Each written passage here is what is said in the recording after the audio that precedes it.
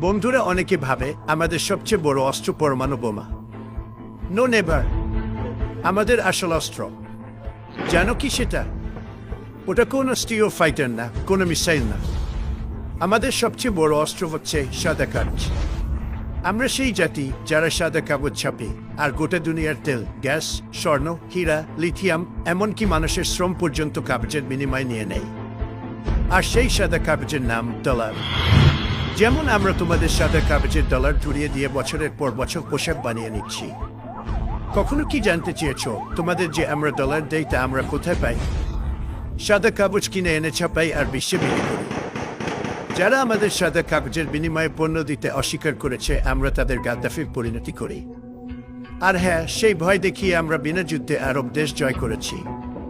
আরবের ব্রিটিশ শাসক দল যদি আমাদের সাদা কাগজ নিয়ে তেল্লা দিত কি হতো কখনো ভেবে দেখেছ? সাদা কাগজের এই ডলার পৃথিবীর কেউই নিত না, মূল্যহীন হয়ে যেত আমাদের ডলার।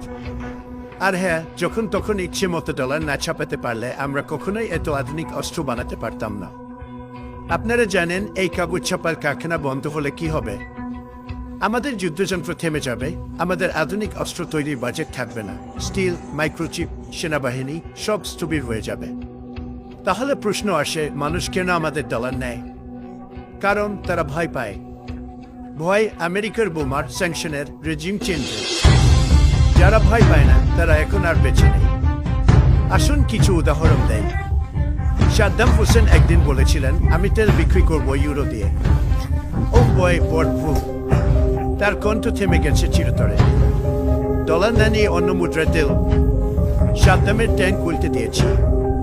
লিবিয়ার গাদ্দাফি বলেছিল, আমি সোনার উপর ভিত্তি করে আফ্রিকার মুদ্রা চালু করব। তার লাশ কি দেখেছেন?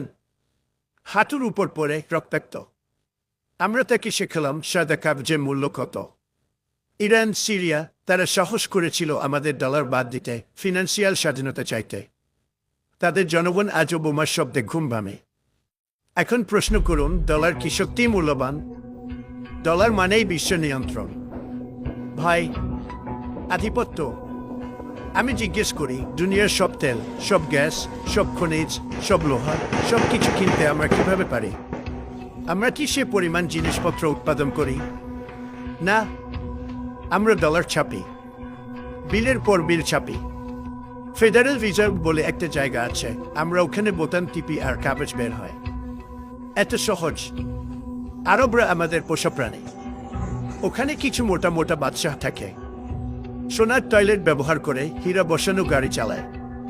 কিন্তু কি দিয়ে কেনে তারা এই বিলাসিতা?